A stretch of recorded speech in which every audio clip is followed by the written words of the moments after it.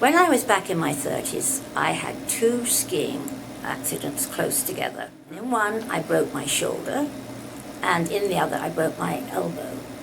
Now, one was because I was showing off, doing a 360 jump, and I didn't make it. The other was because I was going too fast and ran off the edge of the slope.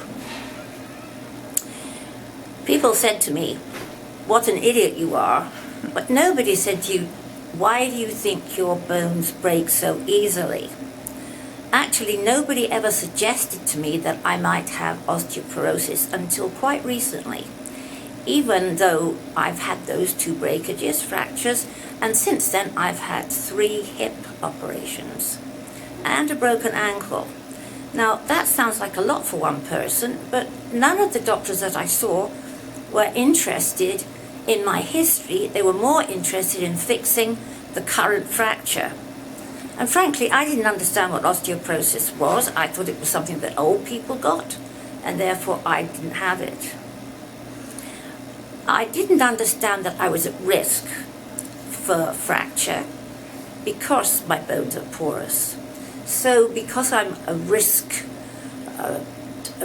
person who loves excitement like speed, and I would put myself in situations knowing that they would be exciting and not wallowing about the consequences to me. That, for example, riding a bike fast, I might fall off, especially if there's a tramway around. I didn't think of anything from the risk point of view, and actually I don't still. But what has changed is that I separate my personality, which is still risk prone. I want to get things done, I want to move ahead, I don't want to waste time, to how I view my physical limitations. And I must tell you that I have been in denial about my physical limitations for some time. I did not want to accept that because I have osteoporosis, which is a chronic disease and isn't going to get better, that I had to make lifestyle changes. I didn't want to. For example, one of the ones that are always recommended is wear sensible shoes. Now, those of you that don't know me, let me say that shoes are my fetish. I have 36 pairs in my long-term care locker, and I have more elsewhere. I love shoes, and I used to love shoes that had platforms and high heels. So I've had to compromise by still trying to be fashionable, but not risky with the high heels. So when a physiotherapist tells me to start wearing running shoes, that is completely impossible because it doesn't go with my image. Now, that make me laugh. I don't have an image, but in myself, I think of myself as being stylish. I don't think running shoes are stylish, even if they do cost $200 and something. So I've resisted being practical. Being in a wheelchair, which was a consequence of breaking my hips, which I did 3 times. I don't have 3 hips, but I broke one twice. That I ended up in a wheelchair, and a wheelchair that I couldn't get out of. And so I had to go from the Toronto Rehab hospital into long-term care. Quelle disaster. I'm too young to go to a long-term care. I don't want to be with all those old fogies. And there were consequences. Some quite painful, that some of my friends and family didn't want to come and see me in a long-term care home because it wasn't their scene, it wasn't trendy, there weren't nice meals, and most people are 20, 30 years older than me. So I felt kind of isolated when I first went there. The other thing is I was prevented from doing the things I love to do. So it's taken some adjustment. Now actually, I consider myself very lucky because I have continued to have falls, and it's good for me to know that there always is somebody around. But I haven't broken things.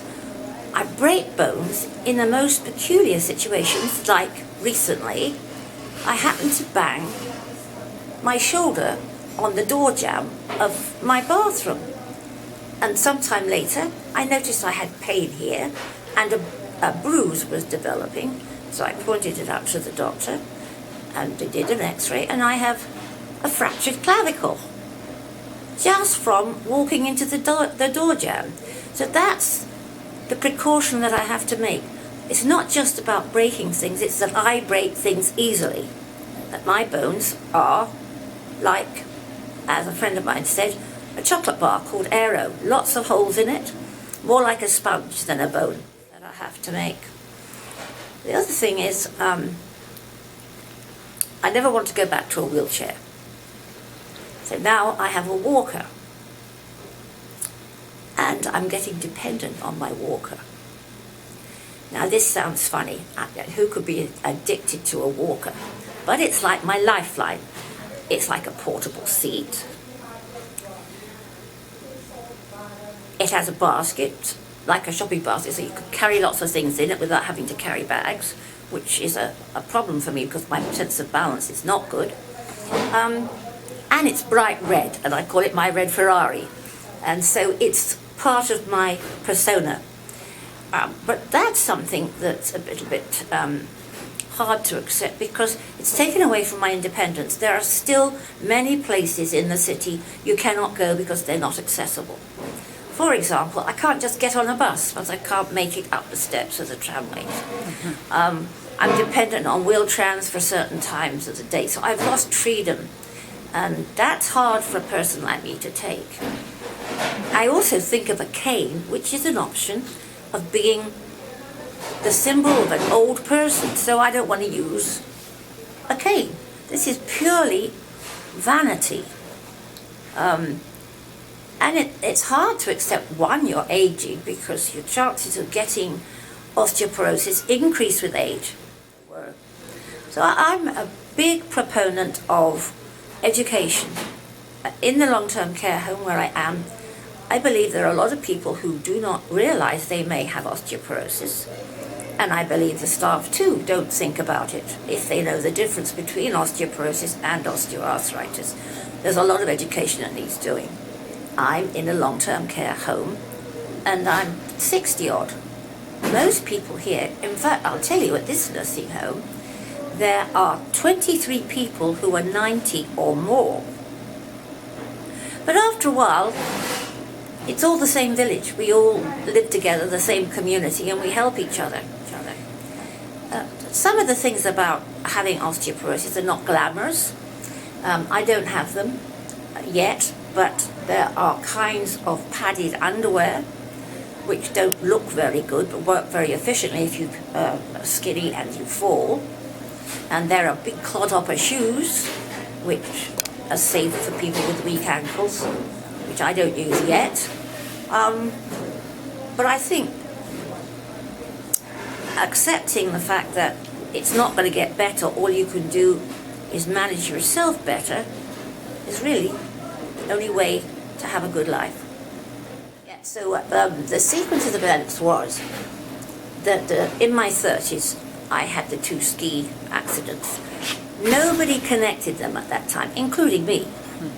In fact, I think it wasn't even the same hospital that treated me. And stupid as that may seem now, I just didn't think, oh, maybe I'm prone to fracture.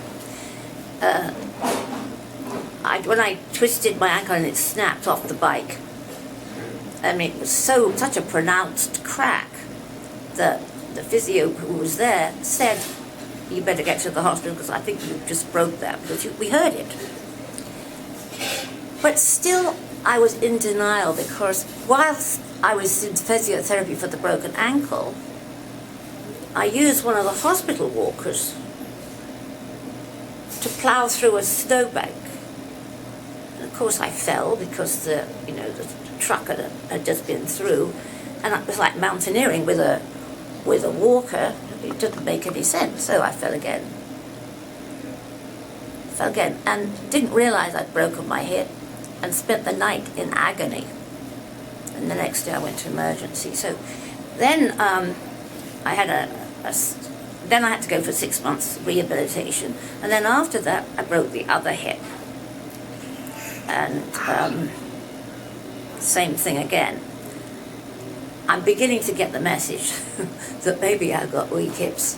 And then the last time I had a broken hip was actually on long-term care property, where in an altercation with somebody else, where the risk of the terrain makes it dangerous. You know, if there's lots of wheelchairs and walkers all in the same place, which has a pretty steep slope outside. And sometimes I find some of the people are aggressive with their walkers because they're elderly and it's not always easy to maneuver. So that was the third time. Then I had to go back again. But just recently, I broke my clavicle, and that was not even falling. That was just jamming it against the door jamb. That was how easily it happened. And although it hurt a lot at the time, I didn't say anything about it until I saw a bruise appearing here, and I felt some constriction in my regular breathing. And sure enough, they did the x-ray and I have a fractured clavicle.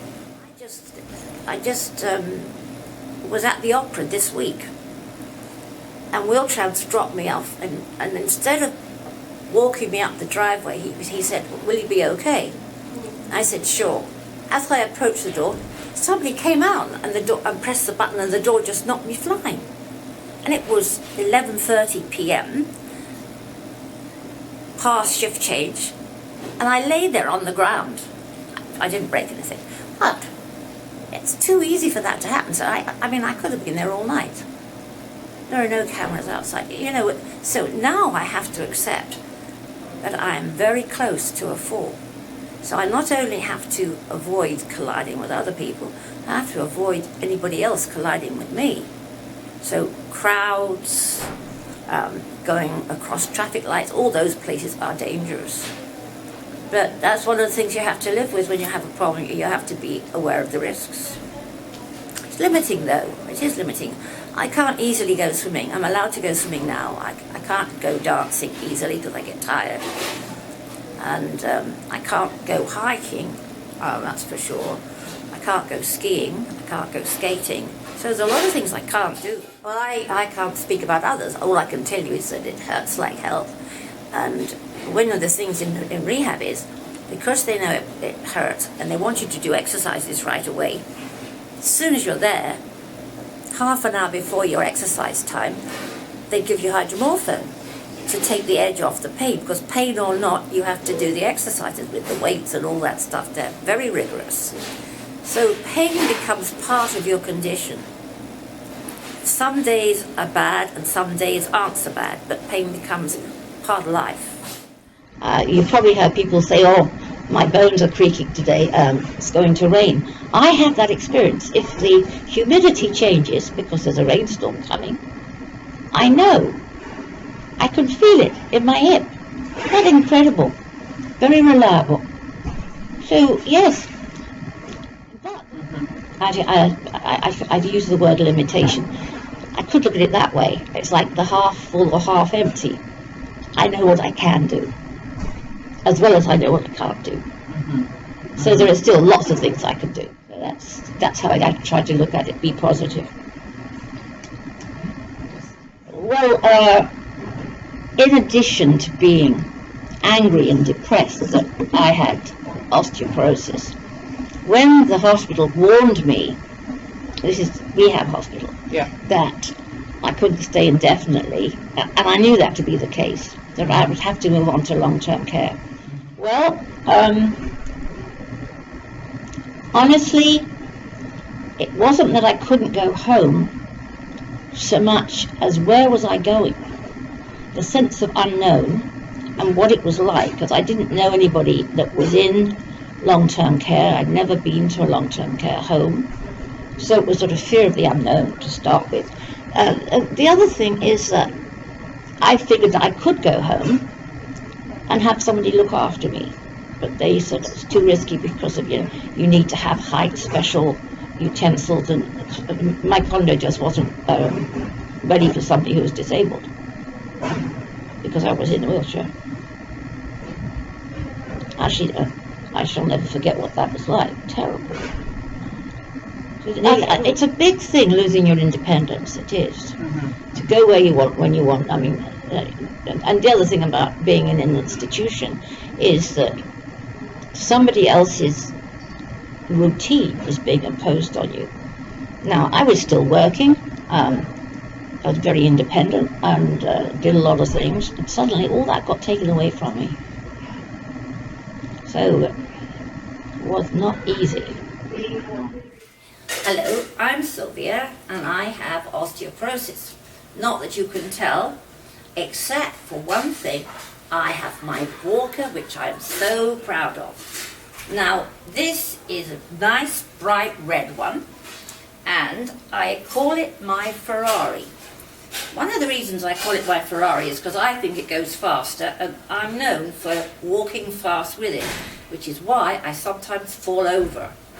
Anyway, I'm very attached to this walker because it allows me to go places otherwise I couldn't go. It's a perfect seat if I have to line up anywhere. I don't have to get tired if I'm halfway up a hill and I'm feeling a little bit overextended. I can sit down. I can carry all kinds of things in the basket, so I can take things with me and not have to worry about carrying them. This is something that I would recommend to anybody that has osteoporosis, because it's not a sign of disability such as a cane might be, but it is a symbol of mobility. And the mobility is what will give you independence. When you've got one of these, and you've learnt to use it, and you have enough strength, you can go for a walk around the home. You can contribute by visiting your neighbour. So I really do recommend you get one. I think they have other colours besides red and black, but I'm pretty sure they do.